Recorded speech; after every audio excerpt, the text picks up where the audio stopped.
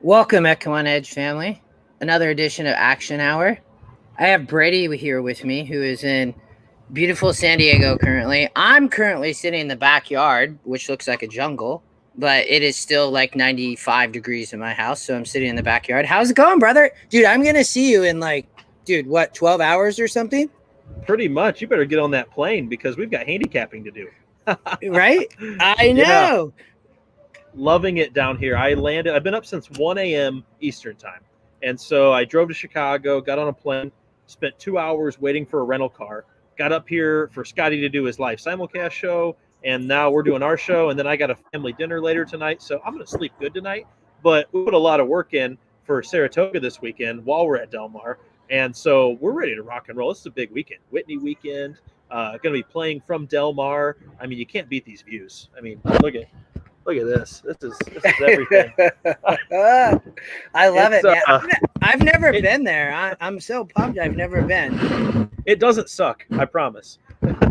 And so I haven't been here in 2 years. This is my first time back before COVID. I was here in 2019 and loved it. And the vibes are just way different here. You know, it's everybody kind of place. The racing's great. The crowds are great. So much to do. The scenery is awesome. The ocean's literally like a 7-iron away. And so you can't ask for much more. I question myself every day why I live in Indiana. Yeah, right. Welcome, Keith, Greg, Steven. Yeah, Saturday card at Saratoga looks good. We're going to cover the late pick 5. We're going to keep it close to an hour. Maybe, dude, we might even finish early. We'll see. Probably not. We'll probably get chat. And Chrissy, I'm glad you're here. We've missed you. Cindy's here. Cindy's always doing and playing well. Michael, John, I love the crew, you guys. You guys are awesome. You guys always tune in. We totally appreciate that. Kat, welcome. So, Mo, you're here. Anybody coming to Del Mar to meet? Like, you and I will be there. Scotty's, of course, there. I'm. If anybody else is going to be there, make sure to hit us up. We would love to see you. Yeah, for sure. Let us know. I think we're posting up kind of by the Corona Beach House for most of the week, and we'll be out and about, whatever. If you're here, let us know. Get us on Twitter or something. We'll meet up, have a drink, and handicap the races, and hopefully find a few winners. Scotty was close today. He was live to all in the pick 6. And worse than the way he looked on the track, he was paying 78,000, but the 4 horse was paying 46. And 4 just wasn't quite good enough. Got third. Pratt got out on the favorite, of course, but man, you just got to take swings like that, and it was the right race to have an all button, so that was cool. 2 of his singles were non-favorites, so you love to see that. Horses that are not getting the public respect, but you take a stand on your ticket. That's really good ticket construction. And so, yeah, I think we're coming into form right now, man. It feels good. And we got Whitney this weekend. I mean, the races at Spa are absolutely insane. Unfortunately, we're losing Pratt from Del Mar. He flies out tonight to go ride tomorrow at Saratoga and Saturday. And so maybe we'll catch a little Flavian on Sunday here. But we got a big card, and I think we're going to learn a lot this week too. A lot of turf races that are going to determine a lot going forward for the rest of the year. And then, of course, the Whitney. What does Nick's Go have left, and what actually is Maxfield? And so I'm really looking forward to discussing it. Me too, man. I mean, it's like I sat down here after 5 o'clock after work. I had a late meeting for about 15 minutes and got through, I don't know, 5 or 6 races. And I'm like, man, this is a good card at Saratoga. I have not been playing. I know you know that. Like, I just have been too busy. And I one of the things, and we've talked about this on the show, like if you don't put in the homework, no reason to play. And EquinEdge makes it easy, but I told you right before we joined, we were talking for a minute. I'm like, I haven't opened EquinEdge in since last show. I mean, that literally was the last time. Last Thursday was the last time I opened up EquinEdge. So I'm excited though. I'm pumped to get to Del Mar, and I'll play obviously Saratoga on Saturday probably, but I'm just gonna focus on Del Mar Friday, Saturday, Sunday, and excited to be there. Absolutely, dude. Let's find some winners too. We had a heck of a day at Arlington last Sunday. I went up there with That's Greg. what you said. Oh my God. I went up with Greg and Eric, 2 of my really good buddies, and Greg texted me Saturday night, and he goes, "We're going to run the card on Sunday," and we hit all but one race, just one race off from winning the whole entire card. We hit 3 races in a row at Saratoga and called it a day. I mean, it was fantastic, and it's going to be really sad to see that place go. We've got the Arlington Million next weekend, and so I'm going to be there for that one last time. But man, it just feels good, and Hit something yesterday at Saratoga. You ever feel like the smaller tickets you play end up paying out the best sometimes, rather Yeah, than like the yeah. big hammer tickets? And so I just played this Yes. little $25 daily double that paid $7.50 in the last 2 races at Spa. I was like, oh, it's just that easy, huh? Yeah. Irad and Chad at 6-1. Get out of Yeah. here. How about Lexingtonian last weekend? Cindy's right. I Oh mean, man. we talked about that race, man, and that's the race that Lexingtonian was going to show up, right? And Mm-hmm. you know what? Paid $70. I mean, just crazy. Unbelievable. And so, sometimes when we try to get too cute or too sharp in our multi-race wagers, you leave horses off like that. Lexingtonia should never been 34-1. Finished second at Churchill Downs on Derby Day to Flagstaff. Beat Whitmore last time out. And Hog Creek Hustle finished fourth to make that super pay $402,000 for a buck. I mean, come on.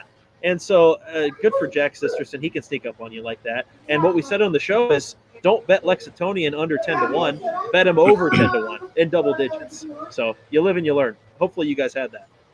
Well, and getting 34-1 or whatever there was amazing. Like, right? I mean, that was just sick. I mean, you can't ask for much better than that. I don't think we're going to get it again. I know, right? I mean, showed up a couple times here in the last few races. Welcome, CP. Where's Jimmy D's? Christy says you hit up Jimmy D's across the street. Is Jimmy D's by Arlington?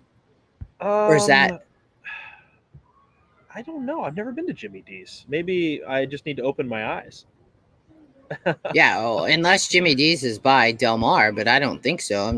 We were there. It's at Del Mar. I've never been there because there's the Jimmy Durante Turf Classic. It's the Jimmy Durante Turf course. Yeah. So yeah. I've never been to Jimmy D's. I know we're hitting up the Pamplemousse and then probably the Brigantine. I mean, that's the place that everybody goes. So we were there last time. Yeah. Yeah, Christy said, yeah. So is Jimmy? I feel like we're saying Jimmy D's. We'll have to check it out. Across the street. Oh, from Arlington Park, she said. So I don't know. Okay. No, I've never been there. But maybe next week for the million. Who knows? If we have a big pick 6 or pick 8. I think they have the pick 8 there. I don't think anybody plays it. When I looked at the pick 7 that they had, there's only like $926 in the pot. So come on. Yeah, that's brutal. All right, should we jump in? Yeah, let's jump in. Let's play this pick 5. It's kind of a funky. They have great racing, and I think the pick 6 starts in the next race, but we're going to cover the pick 5, which starts a little bit earlier. And the pick 5 ends right with the Whitney, I think. Yes, it does. Correct? Yes. So I did not look at this race, so you're going to have to start us out. I looked at all the next races. I almost got to this race, though. I see Temple as the long shot, though. That's a familiar name. I feel like I've bet Temple so many times, and that horse just doesn't get up, and I'm like, oh, gosh, now it's the long shot. But what'd you think here? Yeah, Temple's a hanger, dude. And I've been on the good side of some of his defeats, specifically Tide of the Sea in the Pegasus, so I'm really happy that Temple's a hanger, and I expect nothing less from him on Saturday. The way that this field shaped up, I think they should probably rename this race the Chad Brown Invitational because he's got the top 3 selections, in my opinion. You've got Value Proposition, you got Flavius, and you got Delaware, who was very respectable last time out, finishing just behind Value Proposition. And so what's going to be interesting is the dynamic of this race. You've got a lot of, I'd say, lower-level horses such as South Bend, Fighting Stevie, Midnight Tea Time, Baylor Rocks, and Temple, who are just in this race to run in a non-graded stakes. Maybe they want to run them out Lasix, or with Lasix, because it's non-graded.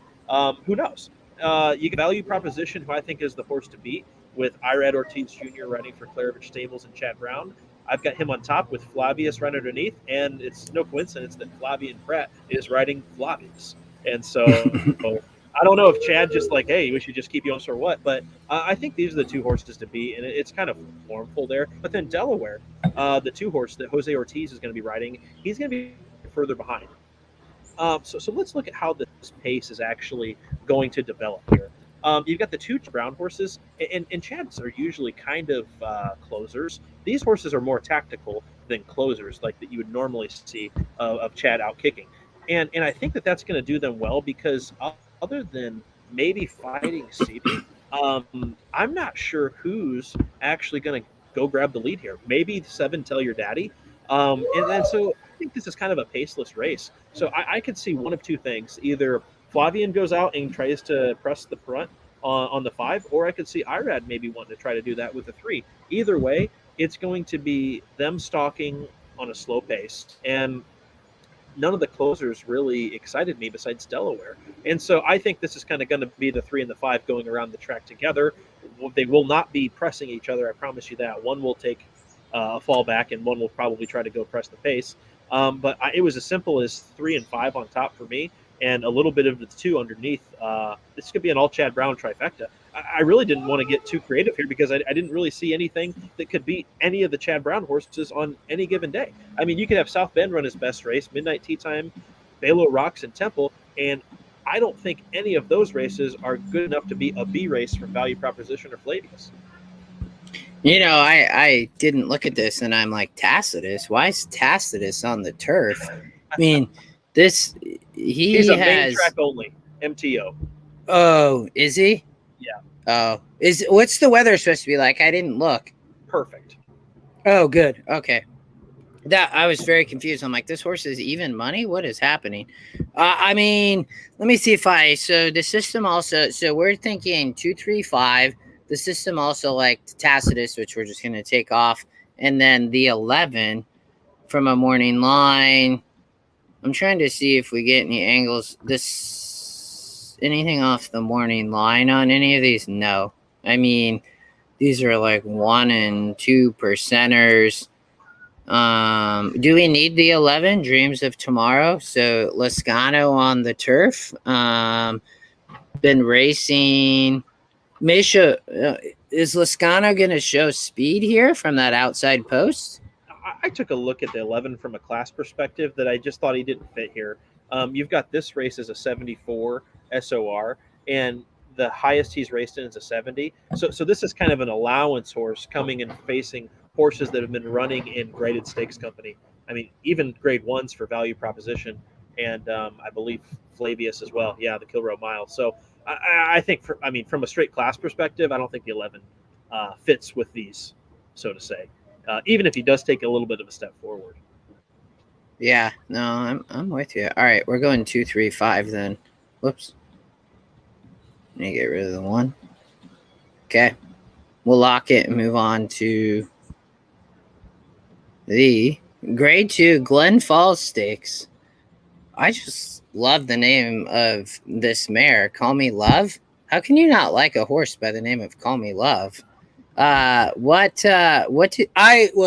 thought the pace here I think is interesting, but what did you think with the 7th race here? Yeah, this one was interesting because Warlike Goddess is going to be a heavily singled horse just based off of her past 2 performances. I mean, she beat Always Shopping done at Gulfstream and then absolutely mowed down a field at Keeneland by 4 lengths. Last time out, by the way, going 12 furlongs. And so we know that the 1.5 miles is not an issue for Warlike Goddess. Julian flies in, and this her main rider is. But I will be singling this horse in some $2 tickets and some $5 tickets. But for the 50-cent one, I have to go elsewhere. I looked at the 1 Call Me Love. This is the Justin angle. 8-1 morning line, 5-2 EE morning line. Second Scotty pick, second win percentage. Comes out of class that's the second toughest to My Sister Nat. So Call Me Love, it's a false morning line of 8-1. I mean, I think this horse should clearly be the second choice, even over My Sister Nat. And so Call Me Love will be on pretty much any spread ticket because you've got to try to beat this Warlike Goddess. And who says she's going to fire again? I mean, now we're up in New York. Now we're running a grade 2 here. She won, let's see, last time out again at Keeneland. I'm trying to think of who she ran against. That was a grade 3. So we don't know if this this mare is grade 2 type. I think she is, but these others have also raced in, grade 1 races. So Call Me Love, I think, is a major player here. I kind of wish we had a different rider than Junior, but hey, it's what we get. And Clement is hot. Clement is at 20%. And so outside of that, My Sister Nat's going to take a lot of money, and I really believe it's not worth your money here. Only 6% win. The GSR is fantastic. I believe that this is a sister to Sister Charlie, but she has gratefully Just underperformed to her expectations. And Peter Brandt enters horses in grade twos and grade ones. And so I'm actually not using the 5, My Sister Nat. I think this horse will be singled by some people as well. System gives it a lot of respect, but I just think that this is that second, third type of runner that is not a win contender here. I looked at the 4 Orglan for about a little bit because of the class. Been running in New York, has had some success. Looking at the wrong horse there. Has been running in New York, ran at Del Mar in the fall of last year, and had IRAD aboard. And so now we get IRAD and Chad factor, and I'm like, okay, here we go. Maybe this is actually the best Chad horse, or the one that has the potential to improve the most. But she just hasn't shown much form. Her workouts are incredible. I would hate to get beat by this horse, and so I'm kind of using the 4 defensively at 10-1 because I just don't know what kind of step forward that this horse is going to take. I mean, if this race was right after the Del Mar race last November, I would say absolutely Orgland is a player. But that last effort was just not impressive. Going 11 furlongs, not much different than a 1.5 miles here. Just the notes say no impact. It was 3 wide. So I'm going to sprinkle in a little bit of the 4 here in my spread ticket. So I like the 1, 3, and 4. I of course like the 1, and I love that the Call Me Love is the second win percent, and then you have the huge morning line angle. And the 4, I don't disagree with you. The 4 is interesting because should like the distance, I guess. I mean, it's not going to be awful. I mean, obviously maybe wants a little bit shorter, but interesting that, I mean, did IRAD ride last time? Yeah. No. Yes. So, no, IRAD did not, but IRAD has rode her before. The thing about her that's interesting is these were much weaker races, but race well, and then did not run at Belmont here. Like, what happened? But Chad brings her back second off the layoff, so that was off the layoff. So from that perspective, and she's lightly raced. Like, this is definitely, and look at the morning line, 6-1 versus 10-1. Like, I don't think, and you have Irad and Chad. I love the lightly raced angle. I love that second off the layoff. I think that this race is definitely up for a price. So are we throwing out the 5? We're going to toss the 5? I mean, the 5 has a top GSR, but, now we're 4-year-old and up going this distance again. And so she's won at this distance before, but in the company that she's been facing a lot tougher. I'll give her that. I see her outfinished about every single time. Every time I think this horse is going to finally get up, she to me burns money. And with only 6% win, I see an opportunity to beat her here. And if I'm going to get a better price on the 3 Warlike Goddess, I think that horse has another chance to improve. I think that we've seen what the 5 has to offer. And because I think I know what I'm going to get out of My Sister Nat after watching her for the last couple of years, all the hype of being Sister Charlie's sister, I'm going to go elsewhere. And I think Call Me Love is a perfect opportunity here. And I think Orglan's the 4 has maybe a really big chance to take a step forward after a long layoff and a not so great effort last time out, if Chad's wheeling her back here in a grade 2. Yeah, no, I like that as well. And I think, Cindy, to your point, the 7 is 15%, and Scotty Longshot can improve. I mean, look at that. It's hit the board in almost every race, 12 out of 13 races. Castellano for Delacour. Should like, yeah, Javier only has 5 wins and Johnny V only has 2 for the meet. Think about that. Wow, that's crazy. That really is. The thing that I look at this, I'm like, is this horse going to improve? So 3rd off the layoff, I guess can. I mean, the interesting thing here is what's going to happen with luck money. So Dilica, she's the one who sped off at Churchill and was out by just massive lengths, and Temple City Terror ended up catching at the end with Gaffleon. I actually had bet Temple City Terror that day and it was like 6-1. Yeah. And the thing about, both of these is, like Temple City Terror, I don't really see improving here. You know, you do get Gaffley home for I Brendan agree. Walsh, but I just don't see her improving. So that's why I like the 4. Of course, you know I like the 1. We need the 3. I mean, you have to have the 3. I mean, she could really improve and be special potentially. You know, the 6 is interesting from a pace, but I think the 1 has a lot of chance to improve, and I think that the 1's going to be close. I actually really like Call Me Love a lot, not just from the morning line and the name. You know, Alvarado, though, just has been killing me lately, but I think that she really has a chance to move forward here. Same with the 4. So I'm with you on 1, 3, 4. We might just end up be playing a cheaper ticket. Maybe we'll play this thing for $1, man. I'm gonna spread in the next leg a little bit. So, but I agree. This is going to be, I think, a very formful opening to the ticket. But I think that the race that we're going to have the most opportunity to beat a favorite is going to be in this 8th. You know, so I looked at this race for a few minutes, and I actually really ended up obligatory. I thought was interesting. With that said, as I looked at search results, I wondered if search results really is like going to end up having a great end of her 3-year-old years. So what did you land on here? Because I tried to like narrow down, and I almost started to fall in love with search results for a second, and I'm like, okay, can we?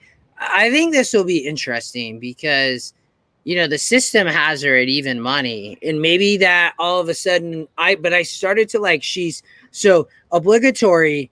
Last out, obligatory just missed, and search results won, right? As the favorite. You go back to the Kentucky Oaks, right? And she just missed versus Malathot.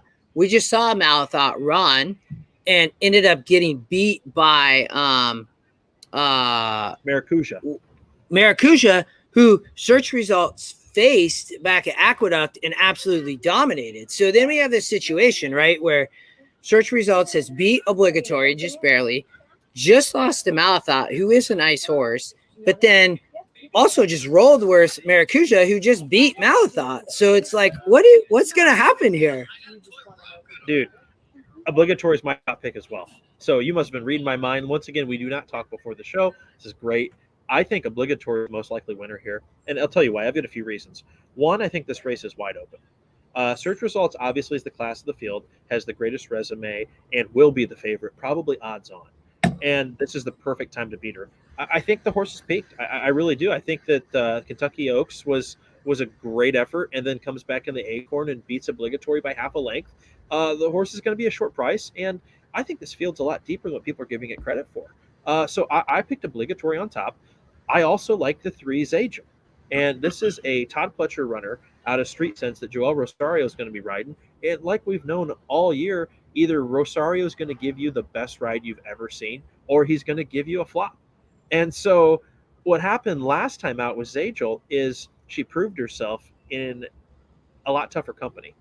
And so if we go back, they tried her on the turf. Let's just absolutely knock that race out. Churchill Downs, 8.5 furlongs on the turf, finished 7th by 11 lengths. Don't even look at that. The GSR dropped from an 82 to 58. We could have told Todd Pletcher this wasn't a turf horse. Yes, he just had to burn a race. If Todd Pletcher would have looked at the GSR, he never would have put this horse on the turf. But, you know, you live and you learn. You know, and maybe we give Todd a free month or something. But anyway, Todd, give us a call when you'd like to help us tell you if it's turf or dirt. But anyway, wins the Mother Goose, okay, off of a not great performance in the Fairgrounds Oaks. Let's throw that race out as well. And she was ranked. Yeah. So throw out the effort at Fairgrounds and Churchill. Let's just look at how she improved from Gulfstream up to going 2 turns at Belmont. I think that this filly loves 2 turns. And at 8-1 of a morning line to take another step forward, you have to use this horse. I mean, everything just points to this Zagel being absolutely ready to go. I did look at Super Sensational. but I really don't want to have a Cassie horse on there. I just think she's a little bit below these, even though she won impressively. Now they're stretching her out again, even though stretching out didn't work last time. So really not, even if she's a Curlin, I'm really not interested in the 2. Search results I'm going to use defensively. I liked the 5, Always Karina. Chad Brown, Flavian Pratt. This horse has done nothing wrong. Okay, lost in the Mother Goose to Zagel. So I mean, it was not that far off, a length off. So I'm going to use the 5, and then I'm also going to use the 8, Bella Sophia here.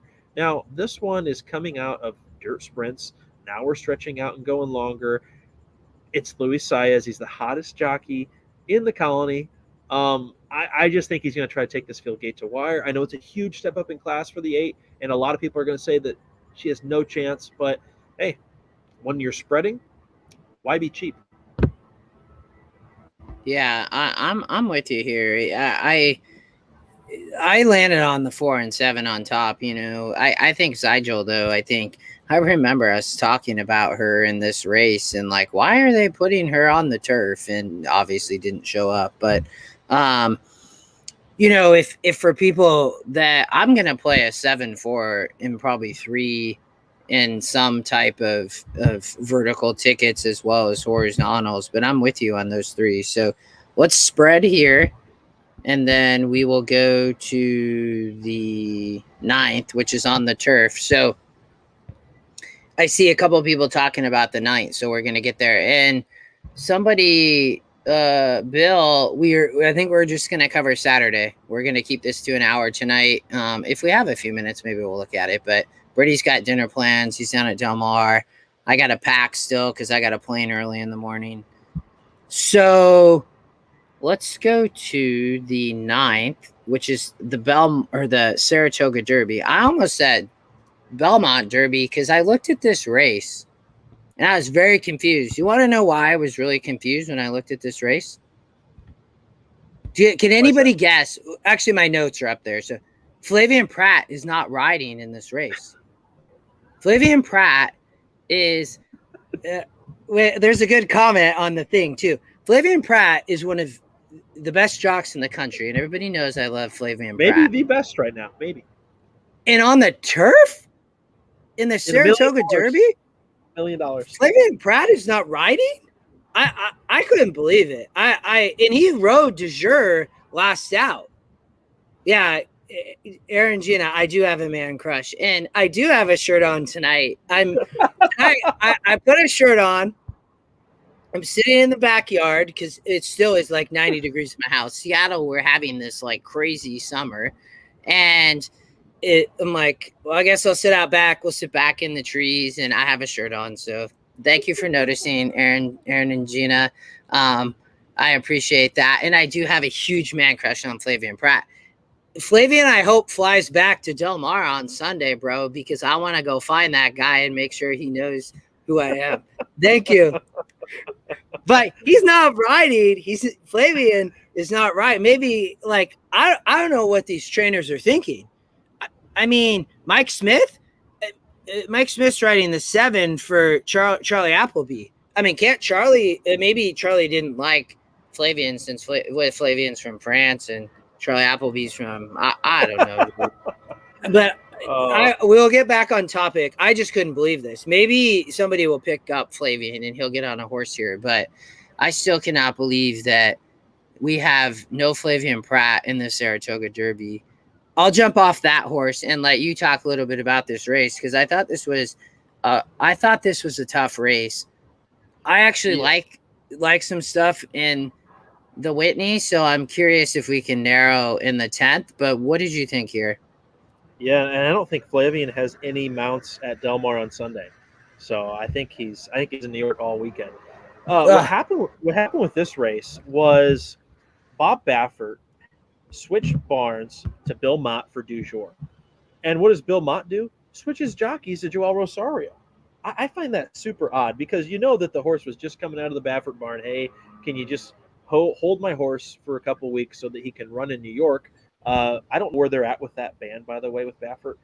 If he can run horses under his name, I think he can now because I think Amin's come in eventually, and I think he's got a few others that are going to be running in New York. So this is probably all for nothing. Maybe it was an owner's play. Who knows? Wait, I mean, on that note. yeah. So in the eighth, the one horse Mhm. Illumination is Baffert Velasquez. Yeah. I Yes. actually, so if anybody knows that, I thought that he couldn't. Maybe I'm like, oh, I must have missed something, but maybe he's allowed to run now. Yeah. Could be. It's all a mystery to me. So yeah, I don't know. The horse du jour. Now you got to trust Rosario on him. He's only 16% for Mott, and the horse I thought would like the system better, but maybe with the barn switch it doesn't, because the system loved this horse last time out at Churchill. I mean, or excuse me, 2 times ago at Churchill going 8.5. Now we're going 9.5. I think this might be just a little too long for this du jour horse. So I know it's a Scotty long shot. I'm probably going to try to beat him here. Let's not overthink this. The last couple of months, anything that Charlie Appleby has sent over in the form of Althik or Summer Romance or Aidan O'Brien, Yoshi Ballet, is it as simple as going to Applebee's and dinner at the O'Briens? I mean, come on. This is. I mean, I think the 6 is the standout horse.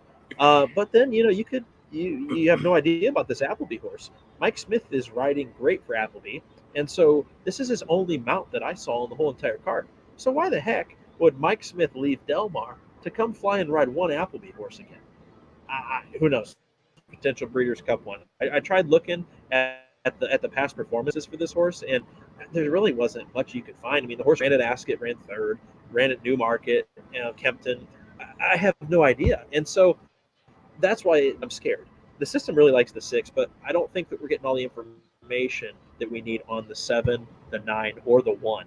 So for me here, I thought none of the Americans had a shot. I mean, King Fury, no thanks. Um, Cellist with Laperoux, no. For me, it was 6-7, and there was also an option to maybe throw the 9 in there. That's Joey O'Brien, Aiden O'Brien, and then you got to look at the 1 Soldier Rising. The system doesn't like it, but once again, we don't have all the information. I don't think from his Great Britain races. Tracks I've never heard of here. But he's out of Frankel. So for me, I mean, it's 2% win, but 6 on top over the 7 for a short ticket. If I'm going deeper, I'm looking at the 9 and then the 1. What do you think? So on Soldier Rising, the 1, he has faced a night. I think those races are in France, if I remember correctly, and faced a nice horse over in France. Has to step up here, but is lightly raced. So for me, and we didn't talk about the 4, so I want to talk about the 4. Keep my shirt on. What? Why? Yeah, that's all right. I'll keep it on, and I have. Did you all see? I have a humble shirt and a humble hat on. I'll represent humble then. I thought the 4 had a shot too, and let's talk about the 4 in a minute. But the 1 horse faced a very nice horse in France, supposedly. So I think the 1 is super live, and you get Irad for Christopher Clement. So I think if any of the, we'll say U.S. horses, I'm your man crush. I like that. If any of the U.S. horses, U.S. trained, have a chance, I think it's the 1 in. The 4 is coming from overseas as well, so we'll talk about him in a second. But I'm with you on the 6. I didn't love the 7 for Charlie Appleby, mainly because Flavian Pratt should be riding this horse, not Mike Smith, but that's okay. So I'm with you on the 9. Morning line angle here, 5-1 versus 10-1. The thing here with the 9 is the distance. Looks like a sprinter, so from that perspective, I mean, all day sprinter. Is the 9 going to want to get the distance? And when I look here, can't win. So that would be my only concern with the 9. I'm with you on the 1, though. So we definitely need the 1. You said the 6, the 7. So the 4, I don't know who Miss Harrington is. Like, I've never seen ever anytime a trainer gets Miss Harrington or Miss surname. Anybody. Yeah, this horse ran in the Breeders' Cup Juvenile at Keeneland last fall, then shipped back over, and now is shipping back, now going 9.5. So hard to know. I mean, this horse was kind of touted in the Breeders' Cup Juvenile, And so I don't know what to do with this 4 horse. This is kind of another uncertainty, but we don't really know a whole lot about this trainer jockey combo. I'm leaning. I mean, in some of my tickets, I will be singling the 6 for sure, but in spreads, I'm probably going to be using the 7 and the 9 and the 1. As far as just to try to get out of there in case the Baroshi Ballet doesn't fire. Won the Belmont Derby. Hard to knock that. So we're spreading here, and we're probably not going to single in the last. So we're going to loop back and figure out where we can cut down, because we're going to try to figure out what we're going to do in the last year. System wants to single Knicks Go. I personally do not think Knicks Go is the single. The only right reason I would say this, and I get that Knicks Go has the speed, I just think it's class. I think that Knicks Go, when you look at the SORs, has been facing a weaker field. I get this horse is all speed, wants 2 churns. We talked about at Belmont going 8 furlongs, wasn't going to like 1 churn. This is a much, much tougher race for Knicks Go from a class perspective. What do you think, though? Yeah, so I looked at this race a few times, and I wanted to make sure I gave it the deep dive and everything, because I'm sure if you could go all in this race, that'd be great, but it's not the smart play with the ticket situation. The first horse that I knocked off was Swiss Skydiver. I just had to. I mean, I looked at her previous races, and they were really good as a 3-year-old. She wins at Santa Anita, and other than that, I haven't been that impressed. The Apple Blossom I thought was going to be maybe her coming out party as a 4-year-old, but it was really underwhelming. And so, yeah, you maybe give her an excuse. I'm sorry, I don't have it for Swiss Skydiver in this spot here. Mick Peake even said, if we win, we're going to the where are they going, to maybe the Breeders' Cup or something, or the another guys race, and if they lose, they're going to go to the personal ensign. And so, yeah, we'll see. The Jockey Club Gold Cup is where they'll go if she wins, and the personal ensign if she loses. So I took Swiss Skydiver out of the mix. She gets Irad Ortiz, but I just don't think. I mean, after her Breeders' Cup performance and after the last performance that I saw 2 times now, I'm like, it's just not for me.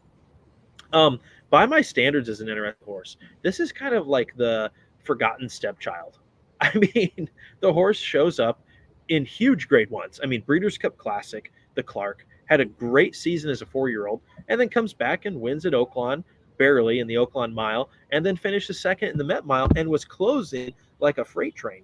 And so I think, by my standards, deserves a look based on a class perspective and based off of a running style as well. Not my top selection. Let's look at Silver State. This horse has done nothing wrong. Okay, we've got 6 wins in a row, at least I can count, dating back to Fairgrounds in the Louisiana Derby when this horse was a 3-year-old. Something turned the corner when this horse got a break. Went to Keeneland, won by 7. Okay, snuck out about 4 wins in a row, and then wins the Met Mile by 1. I mean, this horse is just absolutely dead game, and now we're going 9 furlongs. So let's see what this horse is going to maybe do going 9 instead of 8. Jumps up to a 95 GSR. That's pretty high. That's the highest GSR I've actually seen since Rock Your World in the Santa Anita Derby, and I mean that is insane. So Silver State, in my opinion, is a major player in this race. It's going to be a tough decision for me on if I end up singling here or who I use, because I think I'm down to these last 3. Let's look at Maxfield. Maxfield just does his thing. Okay? They he lost at Santa Anita. That's the only thing he's done wrong in his entire career. And if you're Justin, you might say that was Florent Giroux's fault. So we don't have Flo riding here. Somebody just said that Flo's flying in to ride in Mountaineer on Saturday, bro.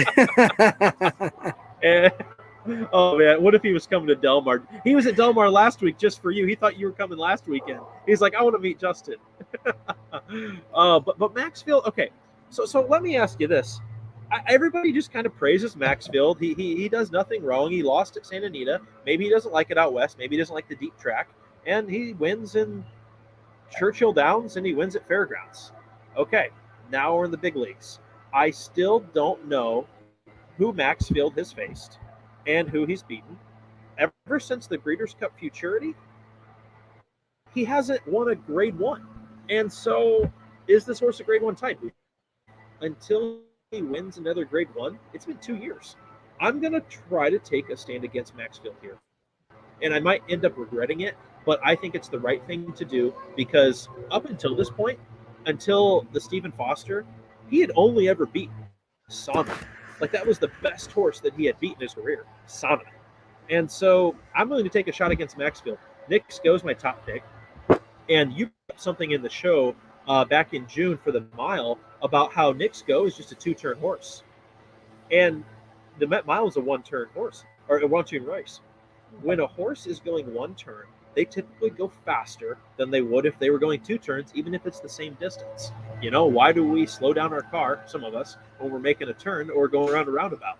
And so this 9 furlongs, mile and an eighth, it was the same that he ran in the Cornhusker, the same that he ran in the Pegasus World Cup. Catch me if you can. Silver State did in the Met Mile, but that was 1 turn. So I think what you have is a battle between, okay, is Silver State a better 2-turn horse than a 1-turn horse? The GSR would say yes, 95, my goodness. But in Silver State's only other 9 furlong race, wins by half a length. And then in his first 2 careers, or excuse me, if you go back to the Louisiana Derby and the Risen Star, this horse did not want anything to do with the mile and an eighth. So for me, I am singling Nick Sko. With a little bit of Silver State and maybe a little defensive Maxfield. But I think he's gone. I think this hits him right between the eyes. And I think Brad Cox probably wants to win. I don't think he's a mile and a quarter horse at all. But I think he's a single here. My ticket. You know, and we'll just stick with that for viewers. For me, I would spread here. So I think this is one ticket you could play. My ticket, I would go back to the 8th and would play a combo of 3, 4, and 7. I might even single search results, although I like obligatory and Zygel. And I would spread here. My top pick in this race, to be honest with you, is By My Standards. I think By My Standards is going to absolutely show up the field here. I think it's going to, and you have it from the system, from the second Scotty pick, only 6%. Morning Line loves. The thing about By My Standards is, so this was 1 churn. This is the Met Mile that Silver State won, and Nick Sko did not. This is why I love the Whitney, though. I really love the Whitney this weekend because of this. So you end up having this combination of class in 1 churn and 2 churn. So in this case, By My Standards just missed for Silver State here. And you could probably argue from the perspective that if By My Standards did not have a rough start, would have probably won this race over both Nick Sko and Silver State. The thing is, to your point, you're getting Nick Sko back to 2 churns, who just dominates on the front end on 2 churns. And I don't disagree with you. I just question from the perspective of Nick Sko, has been a completely different horse for Brad Cox. And been constantly racing, did get a layoff, so kind of third off the layoff. I'm just a little bit questionable here. I mean, romped here, which was to be expected at Prairie Meadows in a Grade 3. And I think, needed probably a little bit of a race coming into the Whitney. So I think makes sense.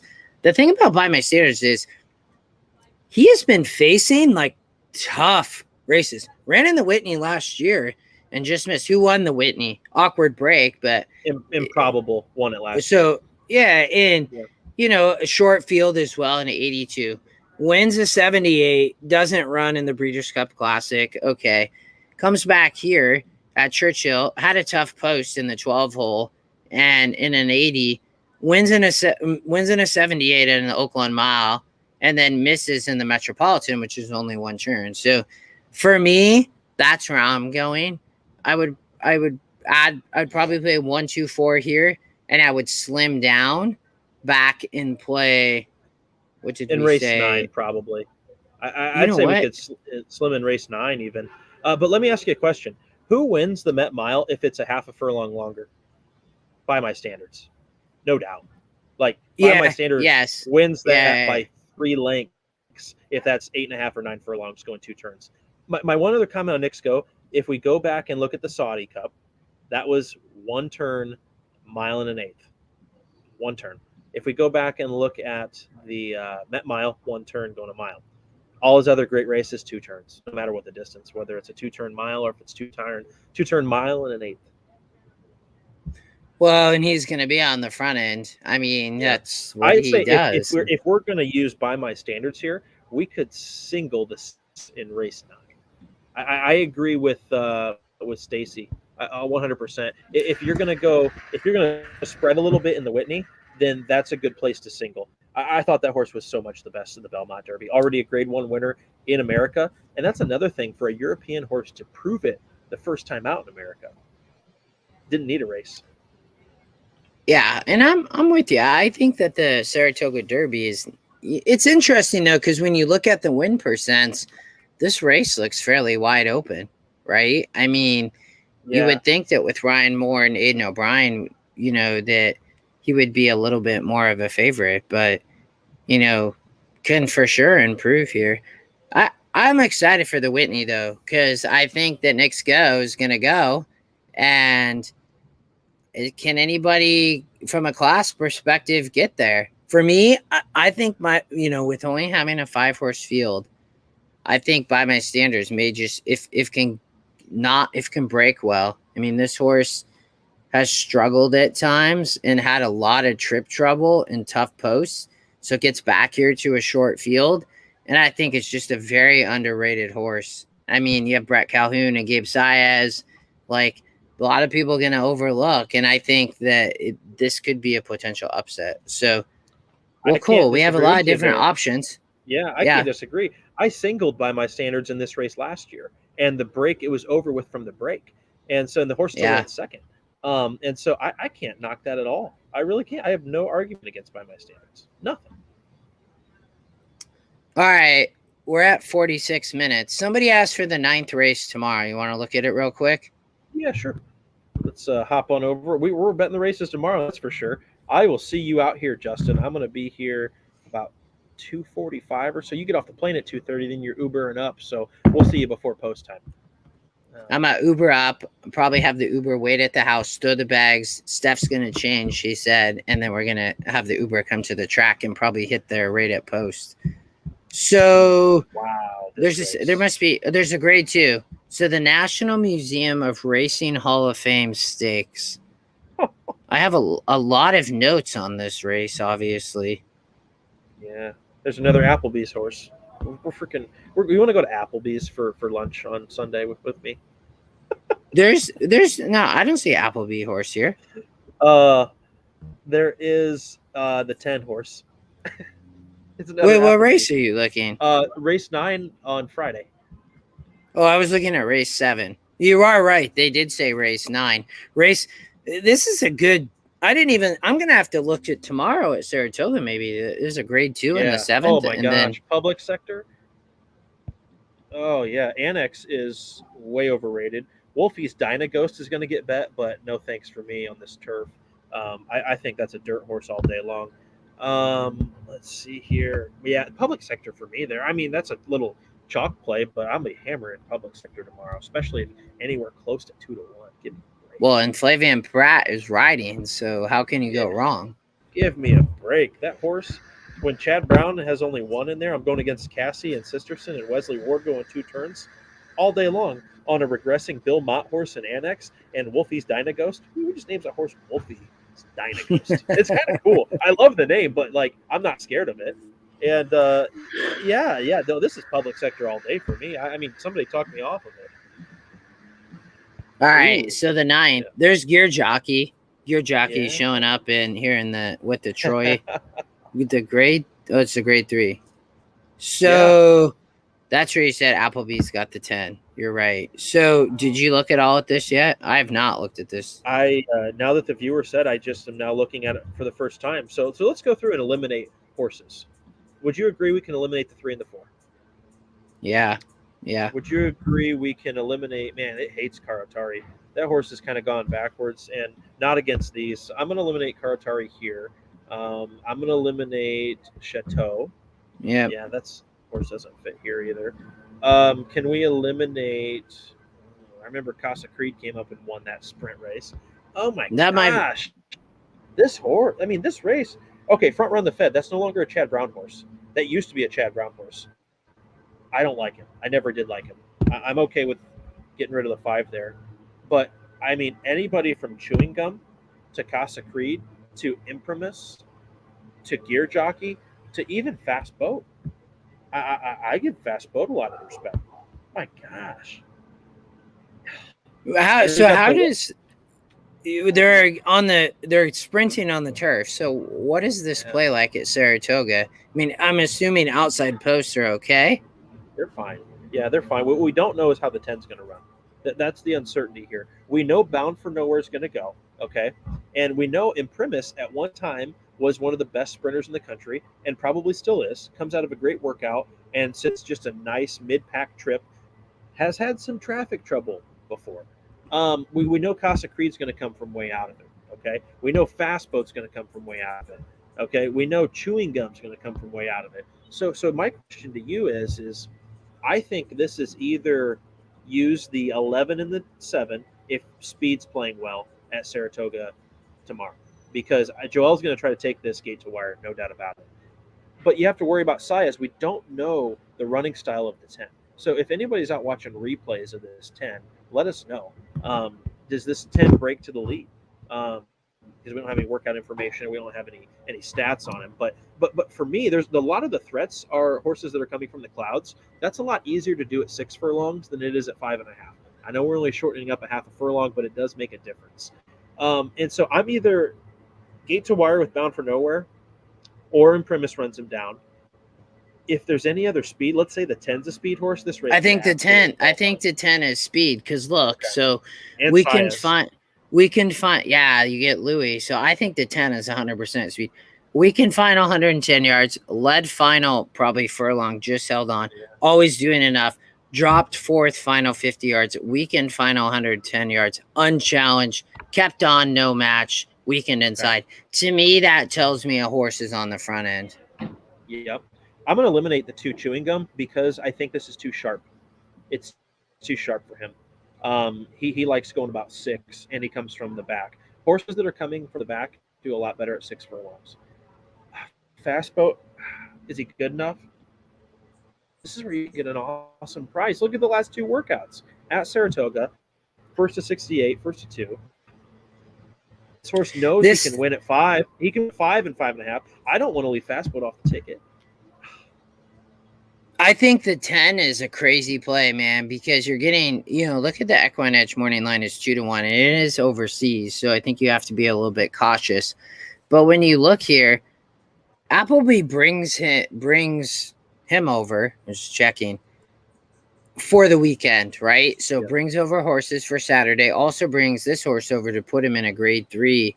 I mean, 1-2 grade 3s here over at Newmark, and I don't know what MBY is, but going 5.5, this horse is fast, man. I mean, look at this horse's top GSRs at 870 yards, man.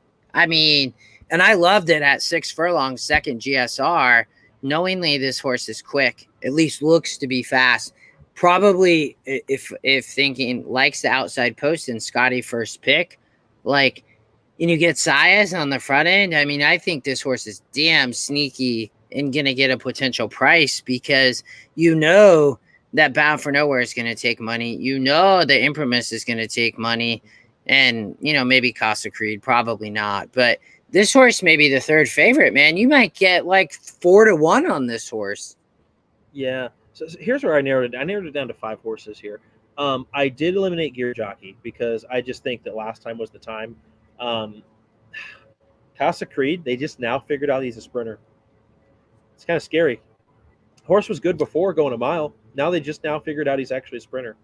And so look at that. That's an interesting angle though, because look, but at 6 furlongs in 83 versus at 5.5 only a 76. But to your point, for sure a sprinter. I mean, showed it right here in the grade 1 and wins going away. May get speed here and be able to sit off the speed for Alvarado.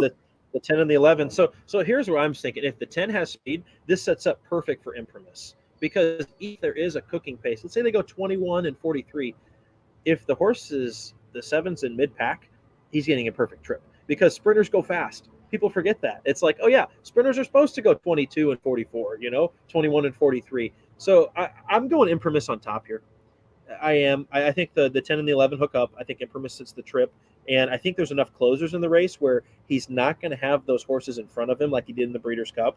And this is a grade 3. Imprimis bleeds. Okay, I forgot about that. Imprimis bleeds. He bled so bad at Keeneland. So bad. This is tough. It's a grade 3. So in the Shaker Town, Imprimis bled? Yeah. Yep. Imprimis bled in the Shaker Town. Still almost got up.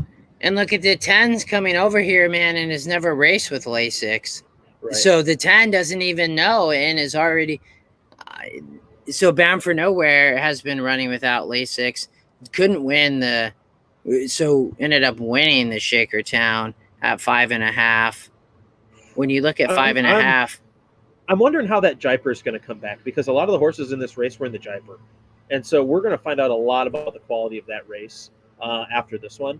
I'd go Imprimis on top. I'm using the 1 Fast Boat, the 7 Imprimis, the 10 La Luzi, the 11 Bound for Nowhere, and the 12 Casa Creed in the spread ticket. But it really pressing Imprimis, I believe. So, but guys, I got to run. We got a little family dinner tonight, and so I got a piece. We're ending right at 7 o'clock. We're at 6:59. We're going to end 1 minute early. It's good to see you, everybody. Thanks for joining. I will see you tomorrow at Post Time at Del Mar. If anybody's in California, come visit. We will see you all next week. Next week, we're doing a special show. Some people asked for us to do a special show, so we're going to do a special show next week. It will be on Thursday. We're going to change it up a little bit. Have fun, brother, and I will see you in 12-ish hours or so, 14 hours. I'm not leaving this chair all week. All right, guys, thanks. We'll see you next week. Good to see you. Thank you.